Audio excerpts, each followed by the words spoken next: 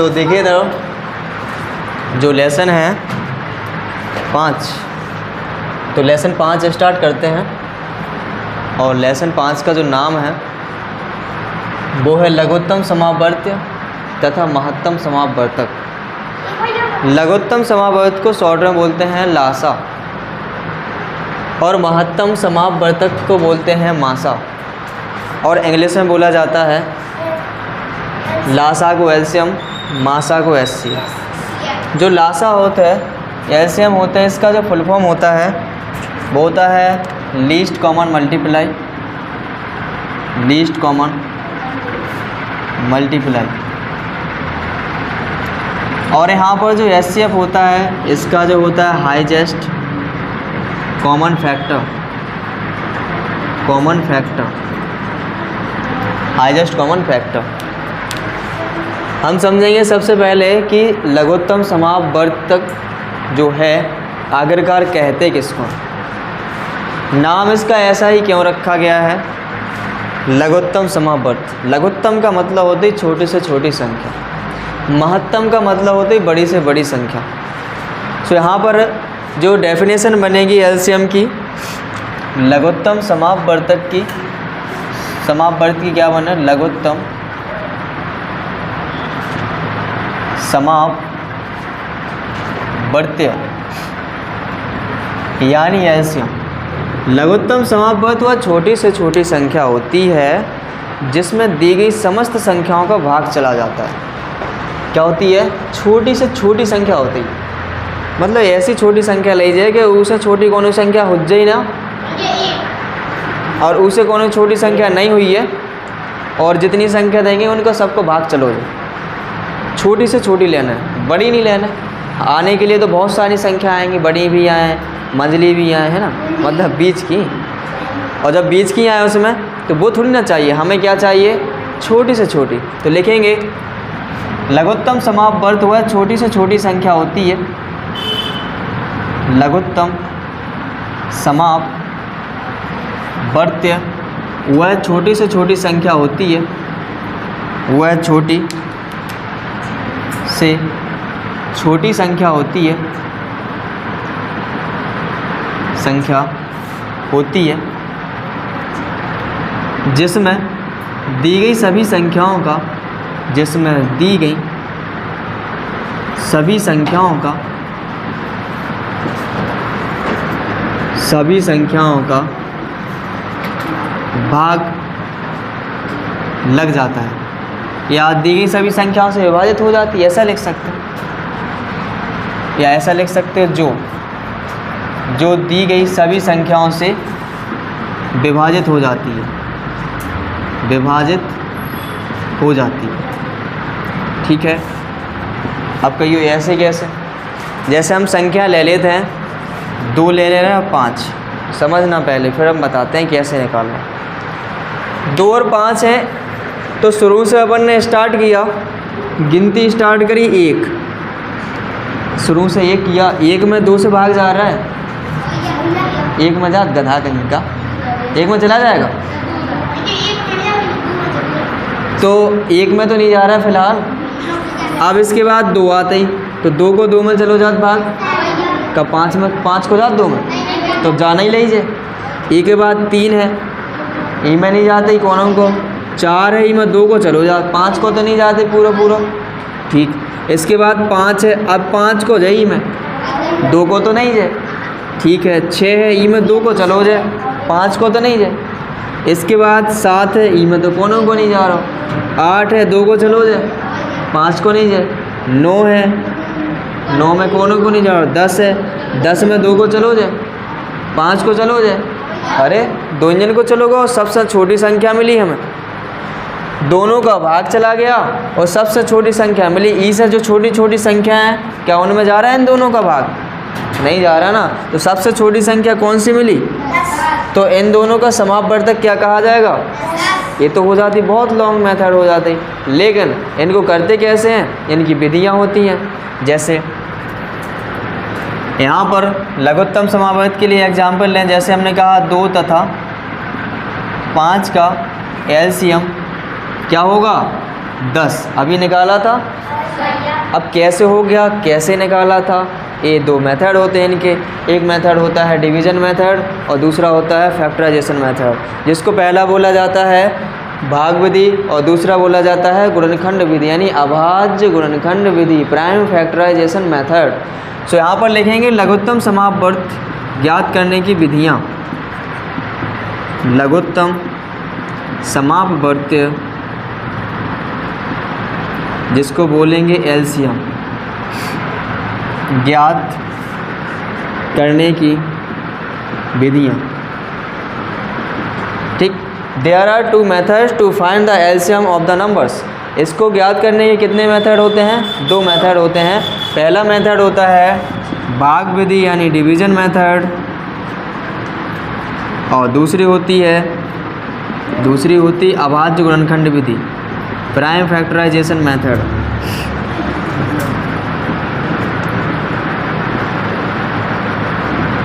देखो भाग विधि किस प्रकार से होता है। भाग विधि में जो सभी संख्याएं होती हैं एक साथ लिख लेते हैं, फिर क्रम से अभाज्य संख्याएं से भाग लगा जाते, जिन में चलो जाते सो लगा चले जाते, जिन में नहीं जाते सो उनको ज्यों को त्यों लिखत जाते।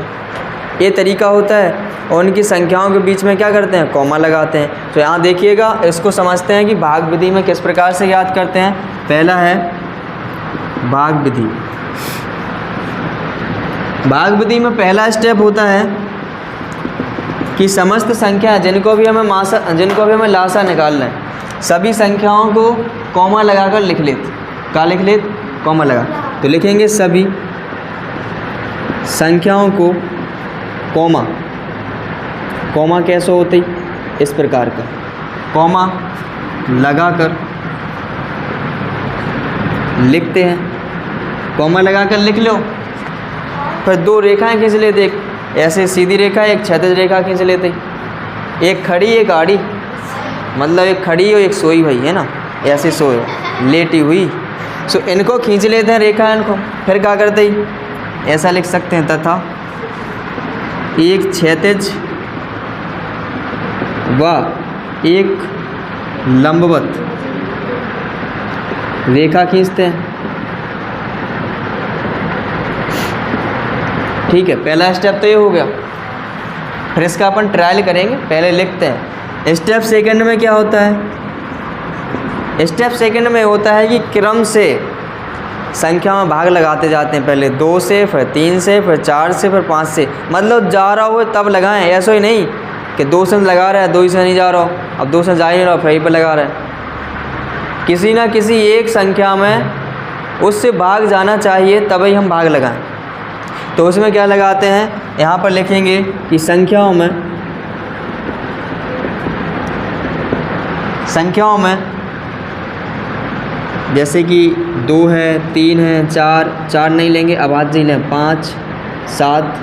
इसके बाद आ जाए जैसे और भी आगे आ सकत, अभाज्य संख्याओं से क्या लगाते हैं? भाग लगाते हैं।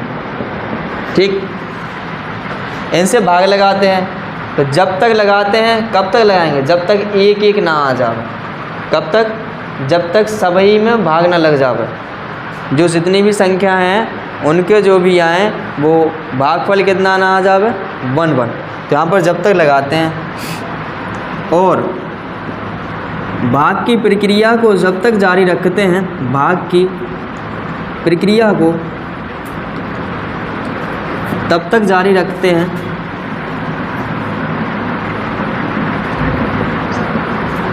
जब तक प्रत्येक संख्या के स्थान पर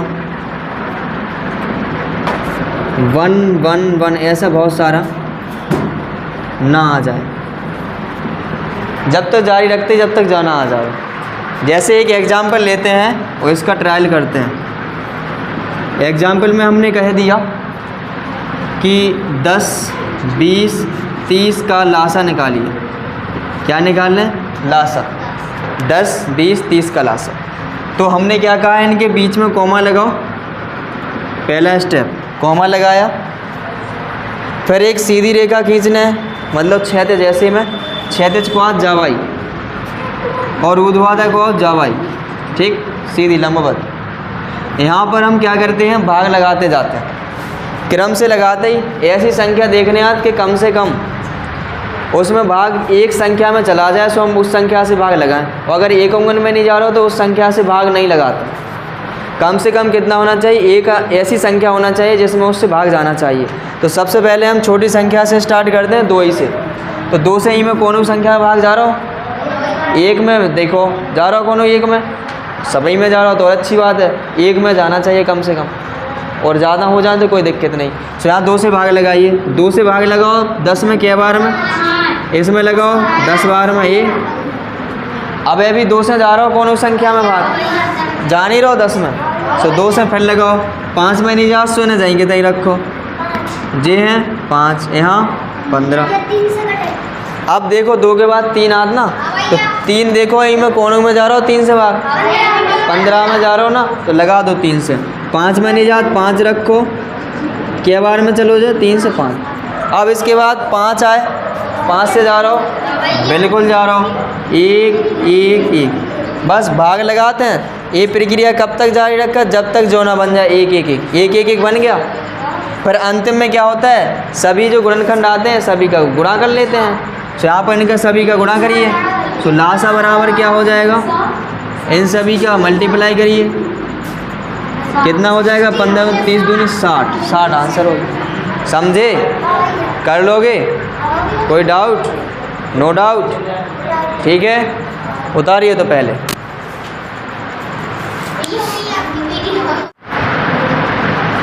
तो पहली विधि समझी अपन ने, लासा निकालने की, भाग विधि। अब इसके बाद समझते हैं दूसरी विधि है अभाज्य गुणनखंड विधि। दूसरी विधि है अभाज्य गुणनखंड विधि। अभाज्य गुणनखंड विधि, अभाज्य गुणनखंड विधि यानी प्राइम फैक्टराइजेशन मेथड। इसमें क्या होता है, स्टेप पहला होता है, स्टेप पहले में क्या लिखेंगे कि जितनी भी सभी संख्या हो जिनको भी हमें लासा निकालना हो, क्या निकालना हो, लासा, तो उन सभी जो संख्या होती है उनके हम अभाज्य गुणनखंड करते हैं। क्या करते हैं, अभाज्य गुणनखंड। तो लिखेंगे दी गई सभी संख्याओं का या दी गई सभी संख्याओं के अभाज्य गुणनखंड ज्ञात करते हैं। अभाज्य गुणनखंड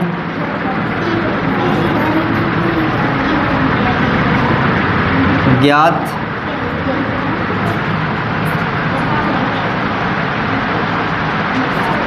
अभाज्य गुणनखंड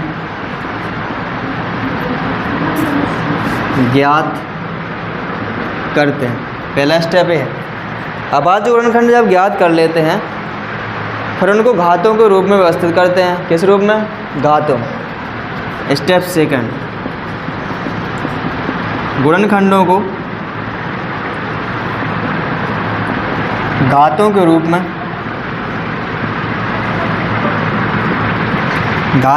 में लिखते हैं।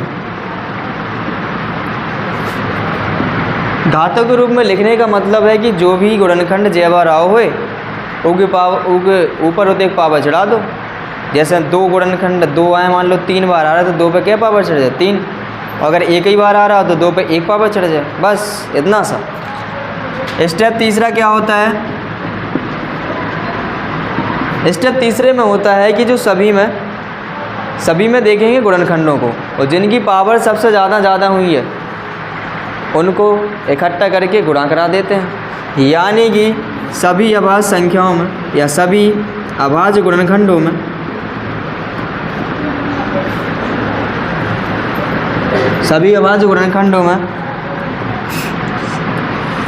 अधिकतम घात वाले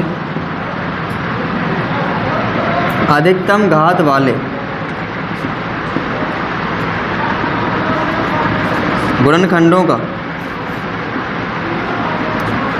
गुणनफल ज्ञात करते हैं। गुणनफल ज्ञात करते हैं जिससे हमें लासा मिल जाता। देखो कैसे, इनमें छोड़ते कुछ भी नहीं है, जो है सबको इकट्ठा कर लेते ही मासा में छोड़ देते ही मासा में बेई ले जाते जो सब में मिले हुए, सबसे छोटी पावर जो सब में मिले हुए वही। लेकिन इनमें क्या है, जो सब में मिल रही सो की बड़ी पावर ले लो, जो मिल नहीं रहे उन्हें भी इकट्ठो कर लो। समझ पा रहे ना? जैसे क्लास चलत ना, क्लास में कई प्रकार के बच्चे होते, जो पहले ज़्यादा सही से चल रहे उन्हें वे तो चलते जा रहे हैं। अब दूसरे हैं जो कम समझ पाते तो उन्हें भी समझाना है, उन्हें भी लेके चल रहे हैं, सबको लेके चलने आते ना। सो लासा में कहा है सबको लेके चलने आते और सभी लो और उनका गुणा करा दो। सो क्या निकल के आ जाए? लासा निकल के आ जाए। जैसे कि एक एग्जाम्पल लेते हैं तब, ठीक वही एग्जाम्पल लेते हैं जो पिछले बार लिया, 10, 20, 30 का लासा। वो भी किससे निकालना है? गुणनखंड विधि से। स्टेप पहला क्या है? दी गई सभी संख्याओं के अभाज्य गुणनखंड ज्ञात करते हैं। संख्या है 10, 20, 30, तो 10 के कर लो अभाज्य गुणनखंड, 20 के कर लो अभाज्य गुणनखंड, 30 के कर लो अभाज्य गुणनखंड। करो। सो 2 से लगाइए 5, 5 से लगाइए 1 हो गए, 2 से लगाइए 10, 2 से लगाइए कितना बनेगा? 5, 5 से लगाइए, यहाँ पर 2 से लगाइए 15, 3 से लगाइए 5, 5 से 1 बन जाए, हो गए गुणनखंड। फिर कहा है गुणनखंडों को घातों के रूप में लिखते हैं। 10 के गुणनखंड कौन कौन आएंगे? 2 और 5। 2 क्या बार आओ? 1 बार, 5 क्या बार? 1, घात के रूप में लिख ले। 20 के कितने हैंगे? 20 के देखो 2 क्या बार हैंगे? 2 बार हैं, सो 2 पावर लगाओ। 5 क्या बार है ही में? हो गया ये। इसके बाद 30 के लिखिए, 30 में 2 क्या बार है? गुण। 3 क्या बार है? 5 क्या बार है? पावर।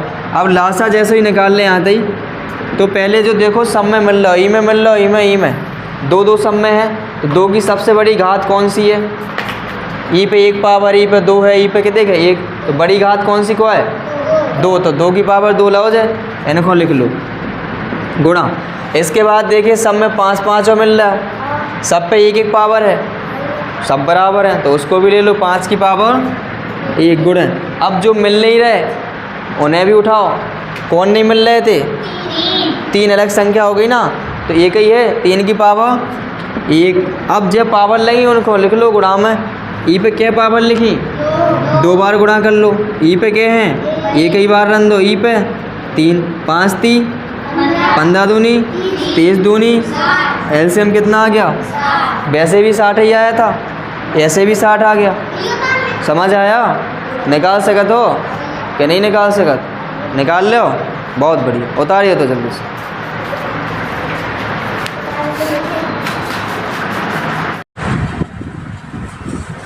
देखिए जैसा कि पिछली क्लास में हमने लघुत्तम समावर्तक के बारे में पढ़ा था, मतलब लासा के बारे में। आखिरकार लघुत्तम समावर्तक यानी लासा कहते किसको हैं, ये जाना था। लासा को ज्ञात करने की विधियाँ भी पढ़ी थी। 2 विधि होती हैं, पहली होती है भाग विधि, दूसरी होती है अभाज्य गुणनखंड। अब इसके बाद पढ़ते हैं, जैसा कि लेसन का नाम है, लघुत्तम समापवर्तक तथा महत्तम समापवर्तक। तो लघुत्तम समापवर्तक तो हो गया है, रह गया है महत्तम समापवर्तक। तो महत्तम समापवर्तक जो रह गया है उसको बोलते हैं एचसीएफ। अब उसको देखेंगे कि आखिरकार एचसीएफ कहते हैं किसको हैं। पिछली क्लास में ही बताया गया था कि जो एचसीएफ की फुल फॉर्म होती है वो होती है हाईएस्ट कॉमन फैक्टर। और हाईएस्ट कॉमन फैक्टर, हाईएस्ट का मतलब होता है बड़ी से बड़ी। तो बड़ी से बड़ी जो संख्या होती है तो उससे रिलेटेड होगी परिभाषा उसकी। समझते हैं कि महत्तम समापवर्तक होता क्या है। क्या लिखेंगे? महत्तम समापवर्तक, इंग्लिश से बोलते हैं एचसीएफ।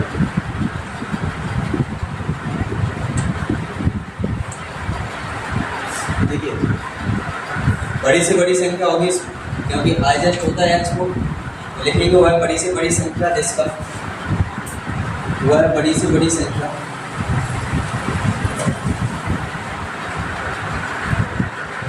वह बड़ी से बड़ी संख्या जिसका दी गई संख्या जिसका दी गई संख्या जिसका दी गई सभी संख्या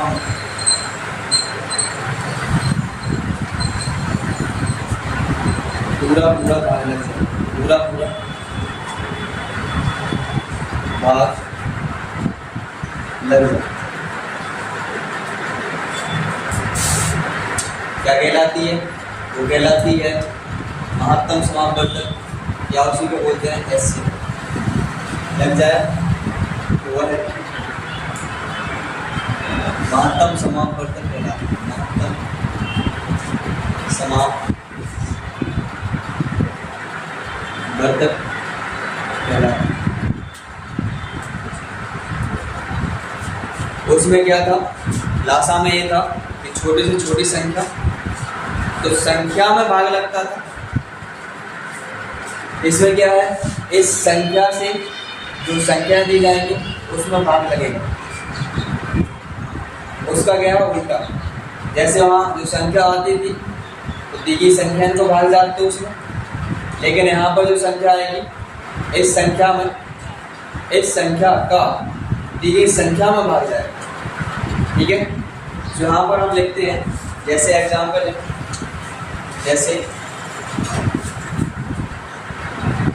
जैसे हम करें 20 तथा 30 का मासा ज्ञात कीजिए। इसका मासा निकालना है 20 और 30 का। तो इसके निकालने की विधि तो दो होती है। पहला भाग विधि होता है, दूसरा होता है यानी फैक्टराइजेशन मेथड, जिसको बोलते हैं अभाज्य गुणनखंड विधि। किसी से भी निकालें तो इसका हम निकालते हैं भाग विधि से। भाग विधि से क्या होता है? छोटी संख्या से बड़ी संख्या में भाग लगाने हैं। जब तक लगाने हैं तब तक पूरा ना कट जाए। यहाँ 20 से भाग लगाइए 30 में, तो क्या होगा? 20 से कम 20, 10 बचा। अब 10 का भाग लगाइएगा 20 में। ठीक, अन्य संख्या तो है नहीं, अगर 3 संख्या होती तो उसमें लगाते हैं। यहाँ पर 10 दूनी कट गया, लास्ट पूरा कट गया। किससे कटा लास्ट में? 10 से। तो मासा क्या हो गया? 10। ये सबसे बड़ी संख्या है जिसका 10, देखो 10 आया तो 10 का भाग 20 में भी जा रहा है, तो 10 का भाग 30 में भी जा रहा है। और ऐसी कोनो संख्या नहीं है जी में 10 को भाग मान लो कोनो संख्या है तो ई में भी चलो जाए, ये भी चलो जाए। है क्या सबसे बड़ी संख्या? ऐसा नहीं है ना। बड़ी से बड़ी संख्या लेना, इससे छोटी तो होगी, इससे छोटी जैसे 5 है, 5 का भाग भी जाएगा 20 में और 30 में भी जाएगा। लेकिन इसकी डेफिनेशन क्या है? बड़ी से बड़ी संख्या लेना है। क्या लेना है? बड़ी से बड़ी संख्या। तो बड़ी से बड़ी संख्या ये होती है, जैसे इसके लिए क्या है? 10। इससे बड़ी और कोई संख्या नहीं, इसका भाग जाएगा। ठीक, समझ आया? अब बात आती है मासा ज्ञात करने की विधियाँ। मासा ज्ञात करने की जो विधियाँ होती हैं वो दो विधि होती हैं। There are 2 methods to find the highest common factor of the numbers। यानी कि जो संख्याओं का मासा निकाला जाता है उसकी दो विधि होती हैं। Number 1 division method, number 2 prime factorisation method यानी अभाज्य गुणनखंड विधि। जहाँ पर हम पढ़ते हैं एचसीएफ ज्ञात करने की विधि, यानी मासा ज्ञात करने की विधियाँ। मासा ज्ञात करने की दो विधि होती। कौन कौन होती? पहली विधि है भाग विधि। भाग दूसरी विधि होती है अभाज्य गुणनखंड विधि। अभाज्य गुणनखंड विधि पहली होती है क्या? भाग विधि, और दूसरी होती है अभाज्य गुणनखंड विधि। तो पहले हम पढ़ते हैं भाग विधि के बारे में। आखिरकार भाग विधि में हम करते कैसे हैं, भाग विधि द्वारा हम कैसे सॉल्व करेंगे क्वेश्चन। तो पहला भाग विधि है।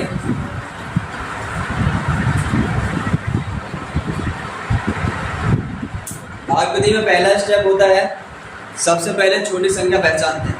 क्या पहचानते हैं? छोटी संख्या। जहाँ पर पहला स्टेप है सर्वप्रथम छोटी संख्या को चुनते हैं। सर्वप्रथम छोटी संख्या को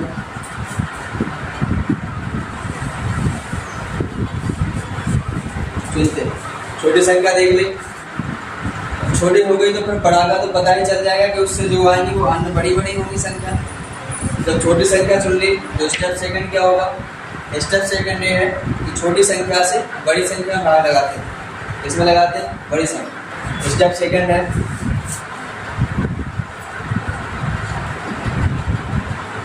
स्टेप सेकंड, छोटी संख्या से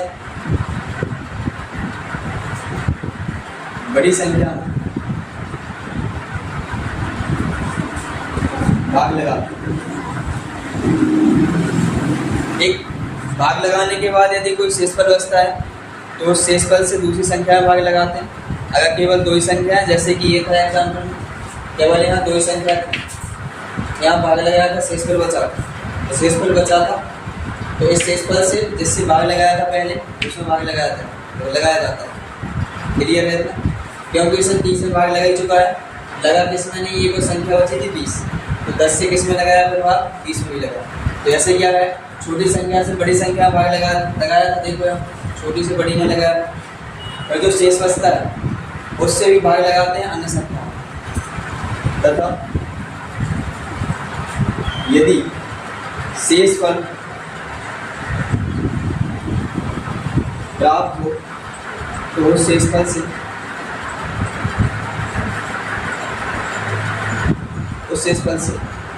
अन्य संख्याओं में भाग लगाते हैं, अन्य संख्याओं में भाग लगाते हैं। ठीक है, यह प्रक्रिया कहाँ तक कब तक करते हैं? यह प्रक्रिया तब तक जारी रखते हैं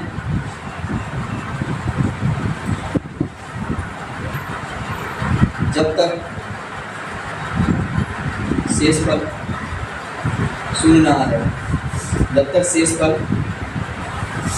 शून्य मतलब होता है जीरो, शून्य यानी जीरो ना आ जाए। और जब ये शेषफल शून्य आ जाए तो अंतिम जो भाजक होता है, स्टेप थर्ड, जब शेषफल शून्य आ जाए तो अंतिम भाजक क्या कहलाता है? मासा कहलाता है। अंतिम भाजक मासा कहलाता है या मासा होता है, ऐसा नहीं। अंतिम संख्या जैसे देखो यहाँ भाग लगाया था तो अंतिम संख्या क्या आई थी? यहाँ शेषफल 0 बचा था, तो किससे बचा था देने पर, किससे भाग देने पर 0 बचा था? 10 से। तो अंतिम भाजक कहा जाएगा इसको, भाजक उसको कहा जाता है जिससे भाग लगाया जाता है। तो लास्ट वाला जो भाजक होता है उसको क्या बोला गया? मासा बोला। क्लियर ना?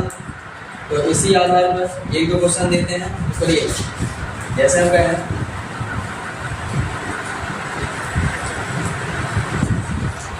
एग्जाम्पल, जैसे हमने कहा 15 और 45 50 में 15 50 का मासा याद कीजिए,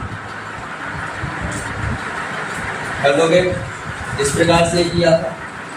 ठीक है, तो करिएगा इसको, पहले इसको डाल लो फिर इसको करिएगा जल्दी से। देखिए तो अभी मासा याद करने की विधि में हमने सीखा कि भाग विधि से कैसे हल करते हैं। तो भाग विधि में कोई समस्या नहीं है, कर ले जाओगे। ठीक है, इसके बाद दूसरा जो मेथड होता है वो होता है आभाज्य जोड़नखंड विधि। कौन सी विधि होती है? आभाज्य जोड़नखंड विधि। तो समझ लेते हैं आभाज्य जोड़नखंड विधि क्या होती है मासा याद करने की। यहाँ पर दूसरा मेथड था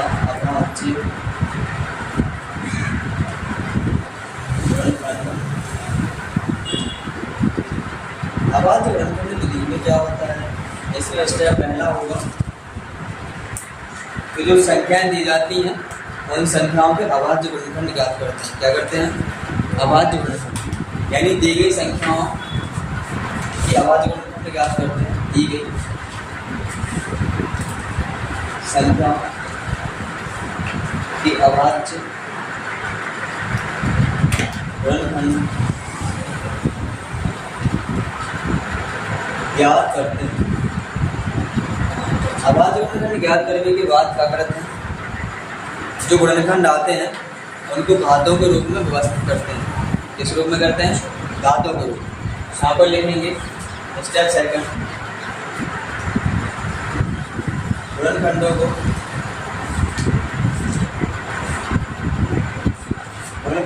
घातों के रूप में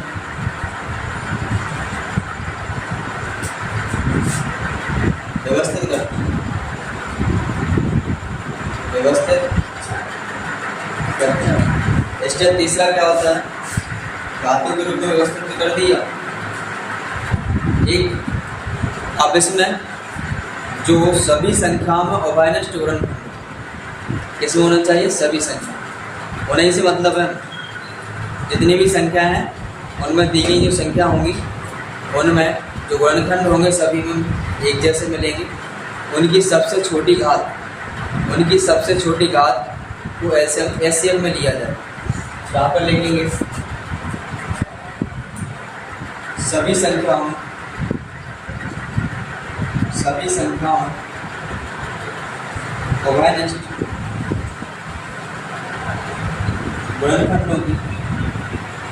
उभयनिष्ठ गुणनखंडों की सबसे छोटी घात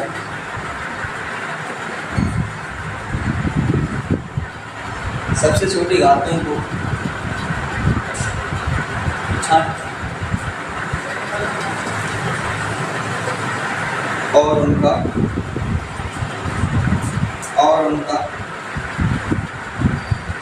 गुणनफल करते हैं।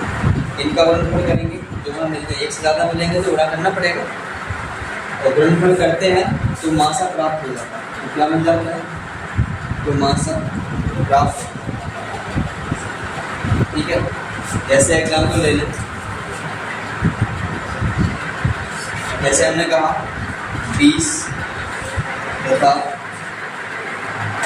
और यहाँ पर ले लें 50, 20 और 50 का 20 तथा 50 का मासा ज्ञात कीजिए।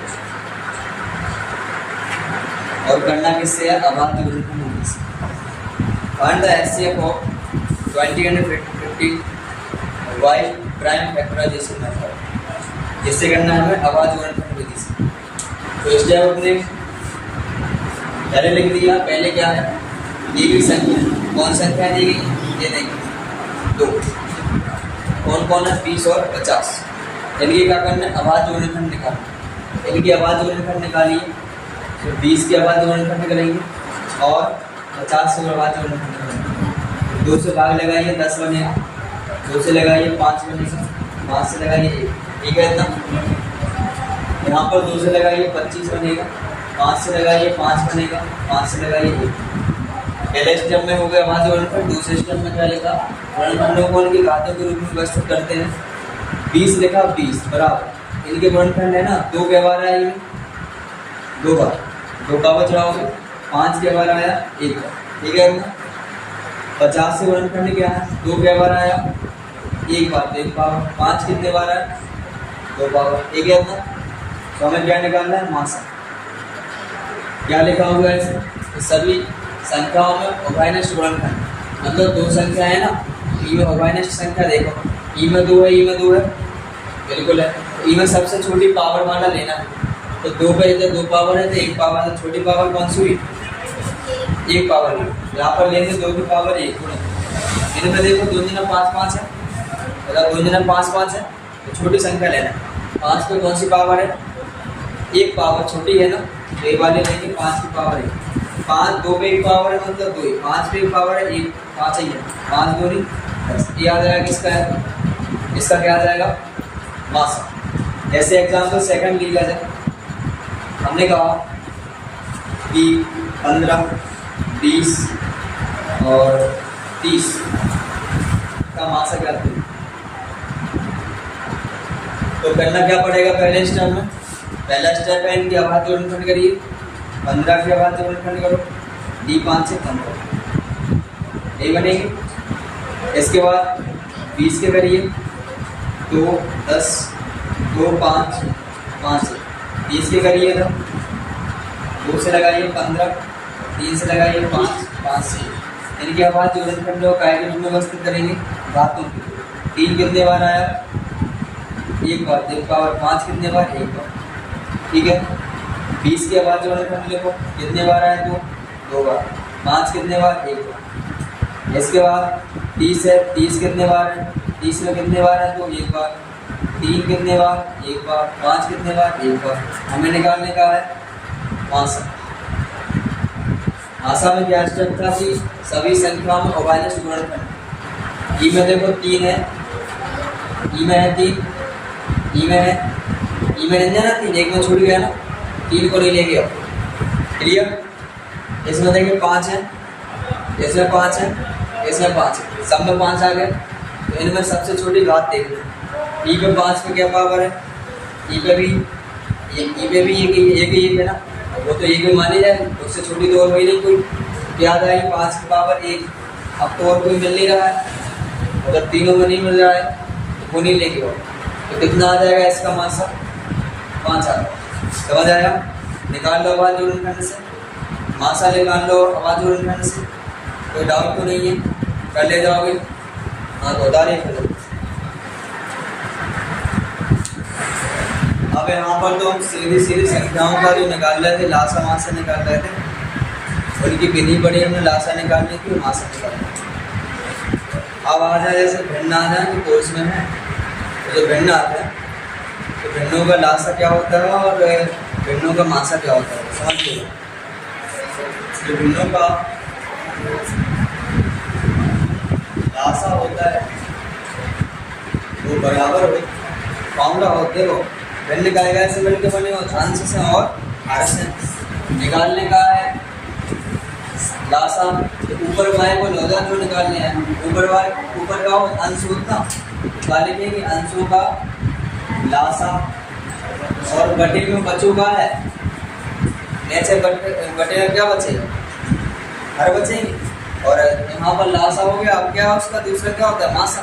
बटे में क्या हो जाएगा? हरों का मासा से भी हो जाता है भिन्नों का लासा बराबर। फिर अगला सूत्र होता है, जैसे कहा कि भिन्नों का मासा क्या होगा? भिन्नों का मासा, भिन्नों का मासा। देखो मासा निकाल ले, ऊपर वाले का हो या मासा और नीचे वाले को लासा। ऊपर का होता है अंश, तो लिखेंगे अंशों का मासा बटे में हरों का लासा, हरों का लासा। ये होगा। जैसे एग्जाम्पल ले लो, एक एग्जाम्पल समझते हैं। जैसे हम कह रहे हैं कि यहाँ पर 2/3, 5/6, 7/12 का लासा ज्ञात कीजिए। ये भिन्न ही तो है, तो इसमें क्या है? अंश है ऊपर वाले ये सब, और नीचे क्या है? हर। तो पहले फॉर्मूला पता होना चाहिए लासा ज्ञात करने ना। ऊपर वाले को निकाला हो लासा, नीचे वाले को मासा। तो यहाँ पर लिखेंगे अंशों का लासा लेने पड़े ना। अंश का है 2, 5, 7 का लेंगे हम लासा। इनका लासा ले लोगे, रफ पे निकाल लो कितना बनेगा इनका? 7 दूनी 14 25 70 लासा बन जाएगा। ठीक। अब यहाँ पर हर है, हर में हमें क्या लेने पड़े? हर को मासा। हर का है, यहाँ लिखेंगे हरों का मासा। हर कौन कौन है? 3, 6, 12। 3, 6, 12 का लेंगे हम क्या? मासा।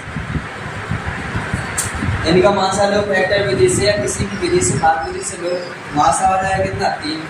तो यहाँ पर इनका मासा, इनका लासा कितना हो जाएगा? तब लिखेंगे भिन्नों का, तब भिन्नों का लासा बराबर, भिन्नों का लासा बराबर सूत्र का होते हर अंशों का लासा। तो अंशों को लासा के देगा 70 बटे में, हरों को मासा के देगा 3। 70/3 आंसर हो जाएगा। समझ आया? कर लो ना ऐसे। तो ऐसे ये क्वेश्चन देते हैं, तो घर से करके लाना है। बाकी का अगली क्लास में पढ़ेंगे। लिखते हैं जब 5/3, चलो 5/2, 7/4 और 10/6 का मासा क्या करना है?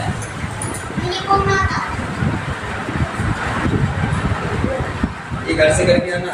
ठीक है, क्लास में समाप्त करते हैं, और अगली क्लास में देखा जाएगा जो कुछ भी।